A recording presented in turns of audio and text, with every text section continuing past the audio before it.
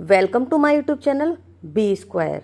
कल की वीडियो में हम लोगों ने प्राकृतिक संख्या और पूर्ण संख्या का बेसिक देखा था। आज हम उसकी एक्सरसाइज करने जा रहे हैं। तो पहले एक्सरसाइज है एक्सरसाइज 2A, जो है पहला क्वेश्चन। इसका क्या है? पहला क्वेश्चन है सबसे छोटी पूर्ण संख्या बताइए। ये है क्या है? सबसे छोटी पूर्ण संख्या बताइए। तो इसका हमने डिस्कस किया था। सबसे छोटी पूर्ण संख्या कौन सी होती है? 0। सबसे छोटी पूर्ण संख्या कौन सी होती है? 0।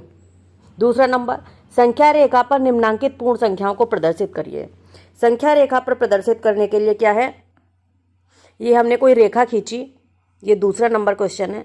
ये हमने कोई रेखा खींची जिसमें हमने क्या है, संख्या रेखा पर प्रदर्शित किया 0, 1, 2, 3, 4, 5, 6, 7 और ये एकदम इक्वल डिस्टेंस पे होता है 8।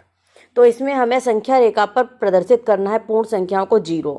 जिस पे प्रदर्शित करना, ये हो गया हमारा 0, उसे थोड़ा डॉट डार्क कर देंगे। 1 ये हो गया हमारा 1, 2 ये हो गया संख्या रेखा पर 2, 3 ये हुआ 4 और 5, 6 और 7 ये हो गया संख्या रेखा पर प्रदर्शन। अब अगला तीसरा नंबर देख लेते हैं। तीसरा नंबर क्या है? तीन क्रमागत पूर्ण संख्याओं में पहली और तीसरी का योगफल 28 है, तो संख्याएं ज्ञात कीजिए।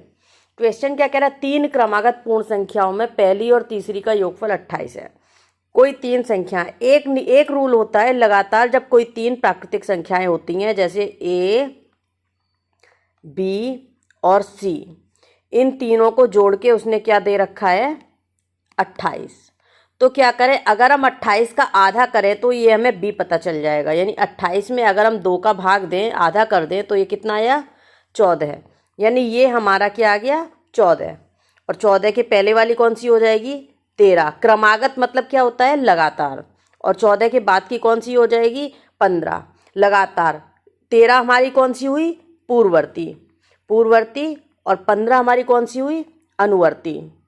तो इस तरीके से हमें 3 संख्याओं का योगफल दिया हो तो उससे हम तीनों संख्याएं निकाल सकते हैं। पहले हम आधा करके बीच की संख्या निकाल लेंगे, उसके बाद एक पूर्ववर्ती और अनुवर्ती संख्या निकाल देंगे तो हमें पता चल जाएगा तीनों लगातार संख्याएं। आगे चौथा क्वेश्चन क्या है? यदि 3 क्रमागत पूर्ण संख्याओं में मध्य की संख्या 39 हो तो तीनों संख्याएं ज्ञात कीजिए। क्या कह रहा है? मध्य की संख्या 39 हो। 39 बीच वाली है, तो इसके बाद वाली लगातार कौन सी हो जाएगी? +1, यानी कौन सी हो गई? 40। और पहले वाली कौन सी हो जाएगी? -1, यानी 38। तो ये लगातार संख्या कौन सी हो गई? 38, 39 और 40। अब नेक्स्ट क्वेश्चन देख लीजिए, 5वां क्या है?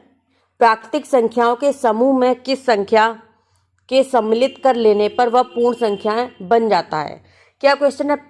गणित में सबसे ज़्यादा क्या है कि हमें जो लिखा रहता है सब कुछ आंसर भी गणित में खुद ही दिया रहता है। प्राकृतिक संख्याओं का समूह, हमने क्या बताया था? प्राकृतिक संख्याओं का समूह 1, 2, जिन संख्याओं से हम गिनती कर सकते हैं वो है हमारी प्राकृतिक संख्या। ये हमने बताया था, ये है हमारी प्राकृतिक संख्याएं। तो यही इसने बोला प्राकृतिक संख्याओं का समूह। ये हमने प्राकृतिक संख्याओं का समूह लिख लिया। मैं किस संख्या के सम्मिलित करने पर वह पूर्ण संख्या, प्राकृतिक संख्या में हम कौन सी संख्या और जोड़ दे तो वो पूर्ण बन जाएगी? कौन सी संख्या थी हमारी? 0। यानी उत्तर इसका क्या हुआ? 0। तो 0 को अगर हम प्राकृतिक संख्या में सम्मिलित कर दे तो ये हमारा क्या हो जाएगा? पूर्ण संख्या। ये हो गई हमारी एक्सरसाइज 2A कंप्लीट। अब आगे देखते हैं एक्सरसाइज 2B। एक्सरसाइज 2B क्या है? संख्या रेखा पर, यह है एक्सरसाइज 2B। संख्या रेखा पर अंकित योग तथ्यों को लिखिए। संख्या रेखा पर जोड़ करना हमने बताया था, ये उसी का जस्ट अपोजिट क्वेश्चन है। तो इसमें क्या है? ये हमारे पास संख्या रेखा दी गई है। ये हमारे पास संख्या रेखा दी गई है। इसमें क्या है ये देख लेंगे। इसमें कितना है? 1, 2, 3, 4। ये कितने खाने चला है? 4 खाने। ये 1, 2, 3, 4, 5 ये चला है 5 खाने। और ये कहाँ से कहाँ तक आए? 0 से 9 तक। तो ये क्या हो गया? 9। तो क्या क्या जोड़ा हमने? 4 खाने चला, फिर 5 खाने चला, दोनों को जोड़ के क्या आया? 9। तो ये हो गया संख्या रेखा पर अंकित योग। ठीक है, इतना क्लियर हुआ। आगे देखते हैं दूसरा नंबर। इसका क्वेश्चन क्या है? इसका पहले का ही सेकंड क्वेश्चन है। ये चला 5, ये कितना चला? 1, 2, 3, 4, 5, 6 और आ कहाँ तक गया, ये पूरा यहाँ से चलने के बाद 11 पे। तो इसका क्या हुआ, पहले का ये दूसरा है हमारा, 5 + 6 बराबर कितना हुआ, 11। तो ये हुआ पहले का दूसरा आंसर। अब देखते हैं संख्या रेखा, निम्नलिखित तथ्यों को संख्या रेखा पर दिखाइए। दूसरा, संख्या रेखा पर हमें दिखाना है 5 + 4। ये हमने कोई रेखा खींच दी, ये ठीक है, ये हमने रेखा खींच दी है। इसमें हमें दिखाना है 5 + 4, तो हम 0 से लेके स्टार्ट करेंगे। 1 2 3 4 5 6 7 8 9, ठीक है। तो पहले हमें लाना है 5, ये हम करने जा रहे हैं 5 + 4 = 9। तो यहाँ से हम लेके आए, यहाँ इधर चले 5 तक ले आए, और चले किस डायरेक्शन में, उसी डायरेक्शन में हम लगा देंगे एरो। ये 5 चले, उसके बाद 4 चले, 1 2 3 4, यानी 9 तक आए। 5 से लेके हम कहाँ तक आ गए, 9 तक। ये चले और इधर आ गए। तो कहाँ से कहाँ तक आ गए, 0 से लेके हम आ गए 9 पे। इस तरीके से चले ये, और तो ये हम जो चले उसे हम इसके ऊपर लिख देंगे। ये इधर यहाँ 5 खाने चले थे, यहाँ 4 खाने चले थे, और यहाँ टोटल मिला के कितना चले, 9। तो ये हमारा संख्या रेखा पर हमने दर्शा दिया। अब इसी का दूसरा देखेंगे कैसे, इसी का दूसरा 0 + 5 = 5। ये संख्या रेखा पर हमने एक लाइन खींच ली है, ये हुआ, ठीक है। संख्या रेखा पर हमने लाइन खींच ली। यहाँ से हम स्टार्ट करेंगे 0 1 2 3 4 5 6 7 8 9, ठीक है।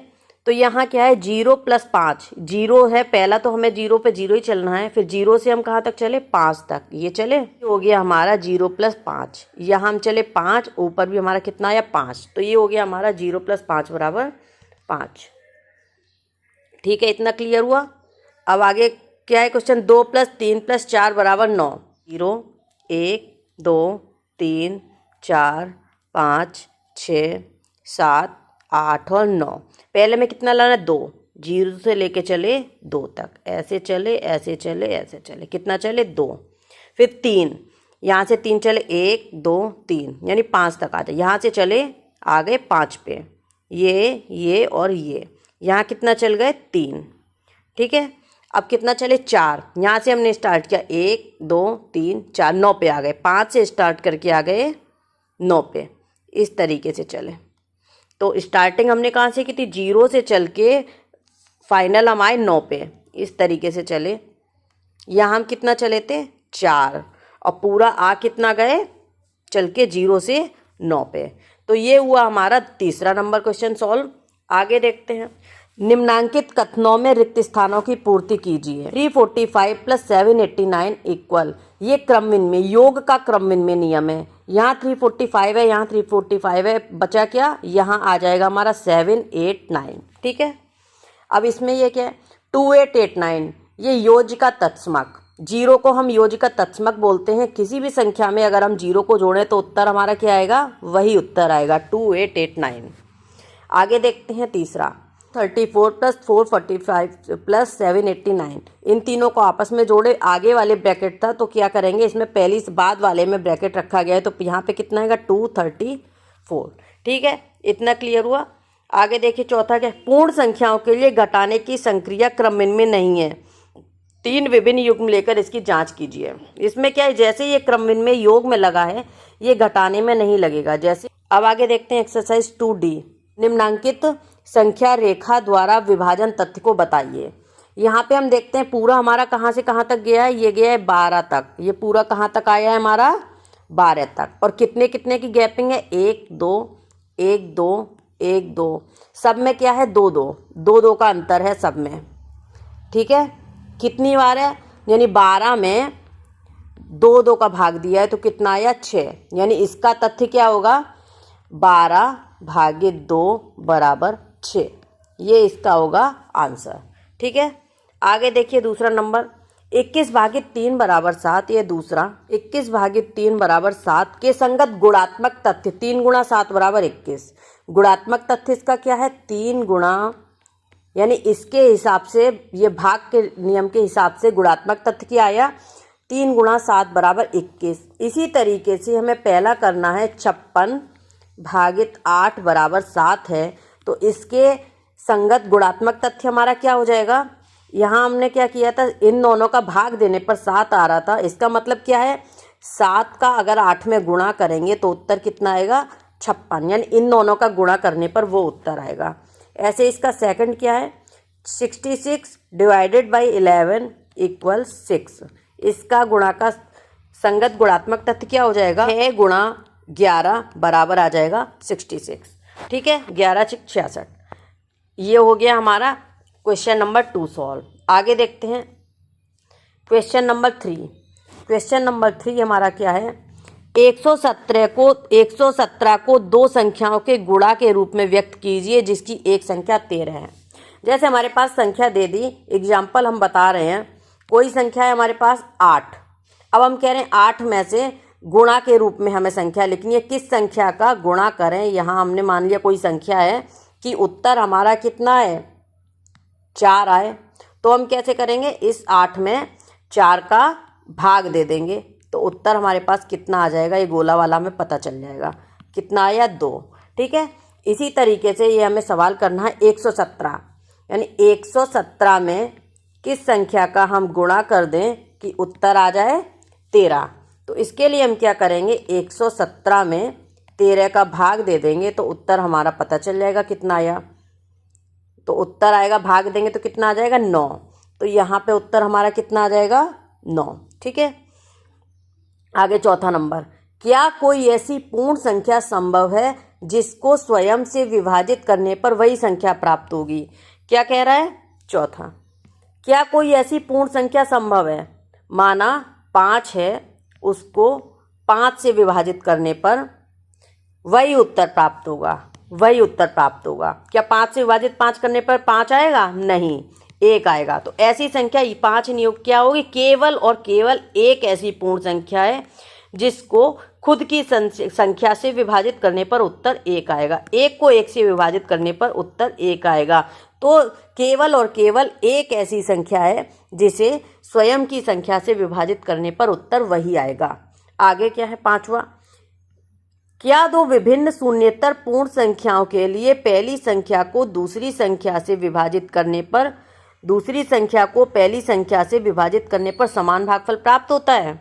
इसका क्या कह रहा है, पांचवा नंबर, वो कह रहा है कि क्या कोई दो अलग अलग संख्याएं, जैसे एक ले ली 2 और एक ले ली 3, तो इन दो अलग अलग विभिन्न मतलब अलग अलग, शून्येतर पूर्ण मतलब जीरो ना हो, शून्येतर मतलब जीरो ना हो, कोई भी संख्या ले लें, पहली संख्या को दूसरी संख्या से विभाजित करने पर, ये पहली संख्या 2 को 3 से विभाजित करने पर, ठीक है, तथा दूसरी को पहली से विभाजित करने पर, ये किया, और दूसरी को या फिर 3 को, या फिर क्या करें, 3 को 2 से विभाजित करने पर, ठीक, समान भागफल प्राप्त होगा, उत्तर समान आएगा। क्या इसका उत्तर सेम आएगा, नहीं। तो ऐसी कोई संख्या संभव नहीं है, ऐसी कोई संख्या संभव नहीं है।